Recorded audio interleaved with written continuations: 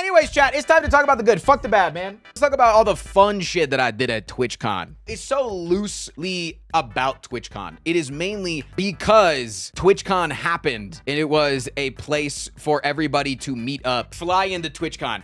Bumpy ride. Super bump. Oh my god, that plane ride over there was fucking fun. I think I'm in my era of being over turbulence in planes. I've finally at the age of almost 30 gotten over turbulence in planes, especially because like on the way over there, I was riding next to a young child and his mother. And when like the big turbulence happened, like right at the beginning of the flight, because when you take off and you go to California, you have to fly over the mountains. And the mountains are really tumultuous places. They churn up a lot of storms. So it's very common when you're flying west out of Denver that you're gonna hit a lot of turbulence. And like the first dip happens as we're taking off and I look over at the kid and the kid doesn't even look up from his iPad. And I'm like, fuck, dude. If I'm scared now, like what do I look like? You know, like if I were to clutch the armrests and white knuckle it, like this kid didn't even fucking blink, man. He's watching his like Ryan Toys review bullshit. Like he's locked the fuck in. I'm fucking sitting in the chair and he probably like got air. You know, he's so light that he probably went like boop, boop, back into the chair. Yeah, fly over there. We go to the partner party on Thursday night, which is just like, it's always Thursday night and it's always just like a place for everybody to just kind of like see who they're gonna see over the weekend, see all your streamer friends. A few people approached me and there was one person of note that approached me over the weekend. I actually want to see if I can't find this person's name. Hold on. Their name is Alchemist Joker. I recognize that name, I think. And they approached me at the partner party and they approached me. I want to say like a fan was approaching me, but like it was more genuine than that. It was really cute and adorable. And they said that they use our community as a representation of what other content creators should be trying to mold their communities into, both in terms of community wholesomeness and like togetherness without it going too far. Because I do think that there's a lot of communities that are very close out there. But I think that we can say that a lot of communities that are on especially the smaller end of Twitch, they get a little bit too parasocial, right? And that's where a lot of weird shit can happen. But also in terms of marketing and monetization. So check, can I get 5 gifted subs to prove Alchemist Joker that he's right? Sorry. It's like, no, so they not only said that, but they also, I was like, oh, so what do you do for a living? They said like, they use me in their job. I was like, oh, what do you do? They said that they work in the Pacific Northwest, the Seattle area, to do reintegration after being a streamer to help ex-streamers get normal jobs. I think that's hilarious that that exists, but also really cool. How do I get a job? I'm not exactly sure. Were they trying to recruit you? Yeah, they were trying to say that I fell off and that it might be time to look for another job. No. But I thought that was really cool. And it's really cool that teaching the streamers to literally put the fries in the bag. No, it's like a lot of streamers have very marketable skills. Like a lot of them can go into like production or marketing and a lot of different backgrounds that exist. And they don't realize that they have a lot of skills. There's so much. There's genuinely so much. So yeah, that was really cool to meet them. That was genuinely incredible and cool to meet them. A lot of the first wave of esports pros, yes. A lot of first wave esports pros are like a really big example of that. They kind of like the first wave of esports pros, they either like were in the scene for 20 seconds and then immediately went back to their old job, or they lasted in the scene for a while and then afterwards needed to take their skills and be able to put them elsewhere. And a lot of them ended up staying in the industry, but there's only so many positions to be filled there. You know what I'm saying? To be in like the color casting, or the hosting realm, or like the coaching realm, or things like that. Day 2. What the fuck happened on day 2? Oh, August and I always wake up really early on day 2. Or on day 1 of the con. Sorry, it was day 2 of the trip. Day 1 of the con, Friday morning. We always wake up super early in order to be able to get the first pickings at the artist alley. Any convention that I go to, I am always wanting to be one of the first people into the convention, and then I go straight to all the small businesses and see if I can't get some extra loot. That's my goal every single time. I want to, because there's some things, man. There's some things, and I'm gonna do a big haul after this. After this, we're gonna do a big haul of all of the things that I bought. Okay. So this mound is over $1,000 worth of merch, and that's not even all of it, because this exists too, and also other stuff. You're a capitalist slave? I'm so sorry that I like to support small businesses, motherfucker, okay? I'm so sorry, Glass Mug. It seems you're a sub on Twitch. Don't you know that's owned by Amazon? Multi-billion trillion dollar company? Capitalist pig bitch. But I came up with this genius idea, right? One, I wanted to give back to the community. And two, our problem in the past is we buy so much new shit that we then can't get it all back with us, and we end up having to ship some things home to us. So what I did is I checked a bag underneath the plane, and I filled it up with like 50 bags of Kettlehead popcorn so that I would give it all to you, and then we would have an empty suitcase to bring back with all of our shit. Is that a W or what? Amazing planning. I thought that was a genius play. And it worked, except for one thing. I got there, and when I got there and I went to the partner party, they had like a review sheet. They had they had like the rules of like things on the wall, and it was like, you can't bring in a bag that's over 12 by 12 inches, and the bag is gonna have to be checked by security, which I have no problem with security checking my bag. There's not a gun in my bag of popcorn, but my bag was big because I could carry eight of this sized bags of popcorn into the convention in my backpack. So you can imagine that if there were 8 of these bags, that it would take up more than a 12 by 12 by 4 bag or something like that. It was like 12 by 12 by 4 or some shit. But a 12 by 12 shaped bag. And so I was like, okay, I could bring in a tote, and in the tote, I could carry 3 bags of popcorn. That would be so fucking ass that after I meet 3 people, I have to run back to the hotel, and I gotta do that. So luckily, I get special privileges as Twitch because I'm such a big streamer, or because I make so many tweets that are political that they think that I might be a hazard to myself.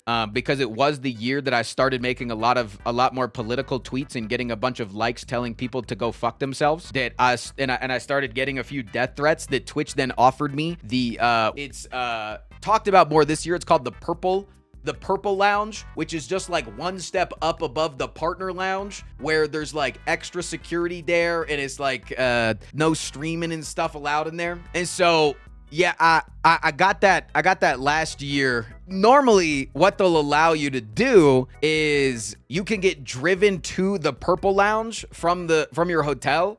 They'll take you in a car from the hotel to the Purple Lounge. Last year I was like, dude, I don't need to fucking take that. I don't think I'm a large enough content creator that I need to do that. I can walk through the convention fine without getting mobbed by people. I'd love to be big enough that I couldn't do that. I think that'd be awesome. But I was like, I don't need that service. It seems out of touch, you know?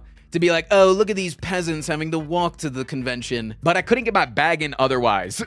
So this year, I had to get driven to the convention every single time. And I had to go through the back entrance and get my bag checked back there as if I was an IRL streamer who needed to take in their IRL bag. And every single time the security guard would open up my bag and say, brother, you got more popcorn? And I'm like, yeah, it's to give to my fans. And the security guard that was checking those bags, he was super thorough. He was genuinely very good. And we ended up giving him a bag of popcorn on the last day. I liked him. He was fine. And but I ended up being able to get my bag in. That's all that mattered. That's all that mattered, is that I ended up being able to get my bag in. And I was able to give every single fan that came up to me and found me a free bag of popcorn, which, if you think about it, a sub on Twitch is $6.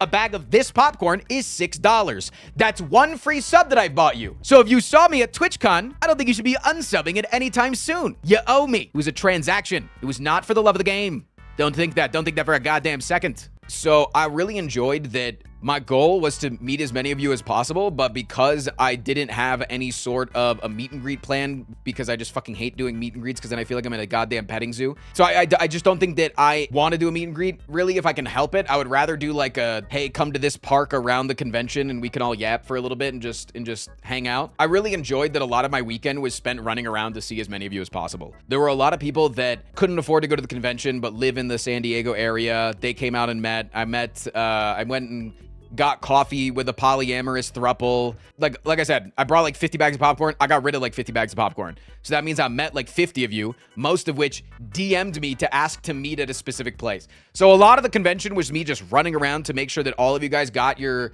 day in the sun. And I'm happy that I don't feel like I was like, hey, I got a jet to anybody that was, you know, that I met. Like I didn't rush through meeting with anybody. And that mattered a lot to me. And I'm glad that, again, it doesn't matter. Delivery boy, multiple people did say, hey, can I get some popcorn in my DM? But multiple people did DM me, yo, can I get some popcorn? So I did feel a little bit used at times. Then Saturday rolls around. Saturday is a big day for me for one reason. And it's because I am going to a get together. Wasn't really a party with my agency. I'm a part of an agency, GG Talent. Shout out GG Talent. They get me all my sponsors. We have a sponsor this week with Dan Giesling on Thursday. Very excited for it. And they were taking us out on a boat this year. Apparently it's the year of the boat. So going on a boat with Kylan, going on a boat with my agency. And it was really cool. I got to meet some cool people. The only thing that I will say about that get together was we ended up sailing over towards, like, so if you don't know, San Diego is like a big military town. It's like one of the few like very liberal leaning military towns that we have. Because of Pearl Harbor, we kind of have a big military presence on the West Coast now, and a lot of it is in San Diego. So going on like a rent-a-yacht because your agency paid you to be there, and talking to a bunch of Swedes and Norwegian people as we're passing by our 7th aircraft carrier is like a little bit dystopian. I'm gonna say it's a little bit weird, but I was upset that my agency had that party at one specific time because there was one band that I was really excited to hear that they were playing at TwitchCon. And notice I said band because I did not give a shit that Baby No Money was there, okay? All I wanted to do was look at Baby No Money as he walked away, and I got to do that. I got to say hi to him. I gave him a fist bump. Didn't want to take up any of his time because he's a busy guy. But there was one band that I really wanted to see. A band that they came to Denver the same weekend that August and I had to fly out. I believe it was because we were going to see her father because her father was not doing well. Did not get to go see Good Kid in concert. It's a band that we listen to frequently on stream. Not only is their music the exact vibe that I want to listen to in the background of my stream, upbeat, happy sounding, even though if you listen to the lyrics, a lot of it is like some more depressing topics, but also they purposefully do not have a label.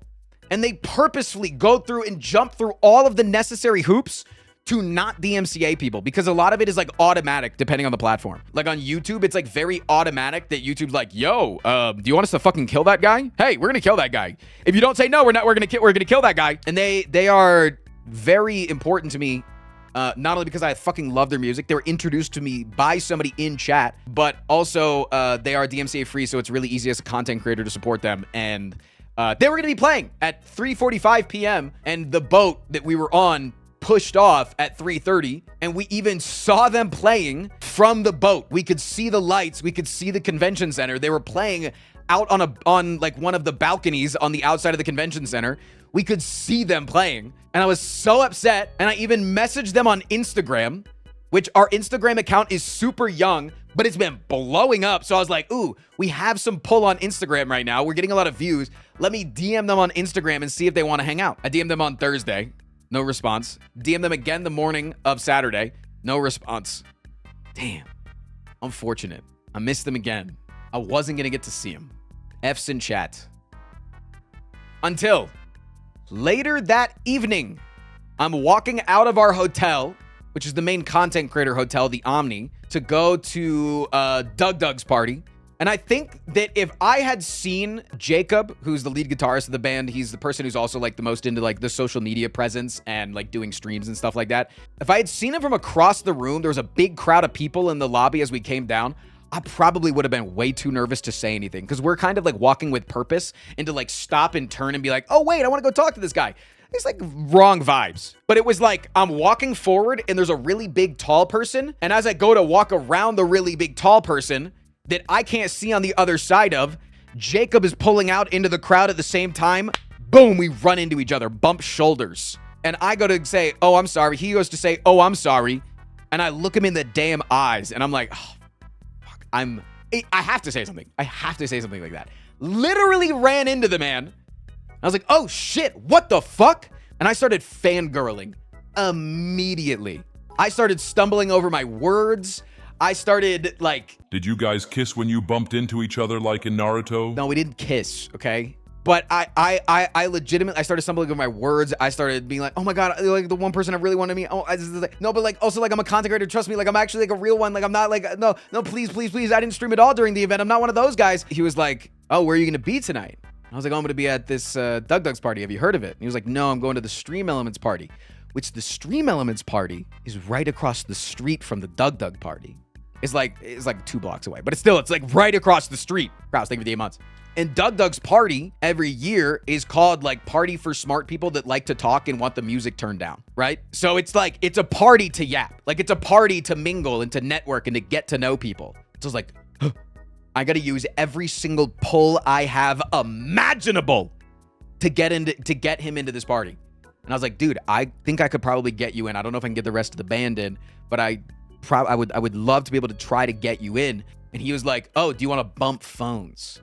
If you don't know, on iPhones, if you touch tips on your phones, if you take your phone and you do this and you touch tips with somebody else's phone, it'll like do a cool little vibrate pulse, and then you can share your contact information like that. Jacob gave me his phone number. I touched tips with him and I have his phone number. One of my favorite bands of all time fucking touches tips with me within 30 seconds. My vibes must be amazing. In order to touch tips with somebody, your vibes have to be immaculate. Because you know what he could have said? Add me on Discord. Or add me on, I'll check the Instagram chat. And he was like, yeah, that sounds like more my speed. I hate going to clubs. So if I do go to Stream Elements, I'm probably not going to be there for long because I know it's in a club. I was like, damn, bet, I'll get you in. I go and I offer to give Barry, who is like Doug's right-hand dude, I offer to give Barry sloppy toppy in order to get Jacob in. No dice. I'm good friends with Primogen, another one of the hosts of the party. I go up and I ask Primogen. I was like, Primogen, can I maybe get like 5 invites plus ones to the party? And he goes, absolutely fucking not. And I was like, good, didn't want that many, only needed 1. And he said, still a no. Can't get him in. I've exhausted all the people that I can talk to. Those are my ins to try to get people in. So I have to message Jacob and say that I can't get him in. But I was nervous. And so not only did I text Jacob once, not only did I text Jacob twice, I triple texted Jacob. Now, they were rapid fire, but I got a lot of heat from my friends. I didn't want to send a pair. I'll read you what I said. I like explained to them like why we couldn't get more people in. They were really cutting down on the amount of plus ones after the incident that happened on Friday with Emmy. So I was like, yeah, because of that, like, can't really get you in. Sorry, fam. Send. Was a fucking pleasure to meet you. Sad we couldn't hang out more. Send. If you're around tomorrow, I'd love to chat if you have the time. Send. An hour goes by. No response from Jacob. An hour and 10 minutes later, though, I get a response. Hell yeah. I'll be at the con all day. Let me know if you're around. Listen, guys, 3 texts wasn't too extreme. I mean, if it was 6, 7, then yeah. But it worked. So I'm nervous. Like I'm legitimately like I'm nervous. I've not been nervous to meet people. Like I met a bunch of big streamers. I met a bunch of large content creators that I've never talked to, I've talked to before that, you know, I was nervous to talk to in previous years, but like I've been through the rigmarole long enough that I understand that that everybody's just a person. But for some reason, like meeting a band that I've listened to for probably over 100 hours, like that was like a big one. And so I came up with the perfect plan. I didn't want to just ask Jacob to just meet up. We're at a convention, right? We're at a convention. So I was like, oh, okay. Upstairs in the atrium, which is the best place, by the way. The layout of the convention is like really, there's honestly 2 different places. There's the main floor that's kind of like, it's all internal. There's no windows.